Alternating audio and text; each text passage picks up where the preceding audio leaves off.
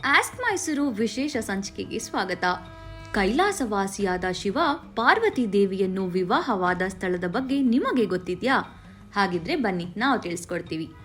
ತ್ರಿಯುಗಿ ನಾರಾಯಣ ದೇವಾಲಯವು ಉತ್ತರಾಖಂಡದಲ್ಲಿ ರುದ್ರಪ್ರಯಾಗ ಜಿಲ್ಲೆಯ ತ್ರಿಯುಗಿ ನಾರಾಯಣ ಗ್ರಾಮದಲ್ಲಿದೆ. ಇದು ಶ್ರೀಮಂತ ಐತಿಹಾಸಿಕ ಹಿನ್ನೆಲೆಯಲ್ಲಿ ಪ್ರತಿಷ್ಠಿತವಾದ ಪುಣ್ಯಕ್ಷೇತ್ರವಾಗಿದೆ. ದೇವಾಲಯದಲ್ಲಿ ಭಗವಾನ್ ಶಿವ ಮತ್ತು ಪಾರ್ವತಿ ದೇವಿಯ ದೈವಿಕ ವಿವಾಹವೇ ನಡೆದಿದ್ದು, ವಿಷ್ಣು ಅವರ ಸಹೋದರ ಪಾತ್ರ ವಹಿಸಿ ಬ್ರಹ್ಮ ಪೂಜಾರಿ ಪಾತ್ರ ವಹಿಸಿದ್ದರು.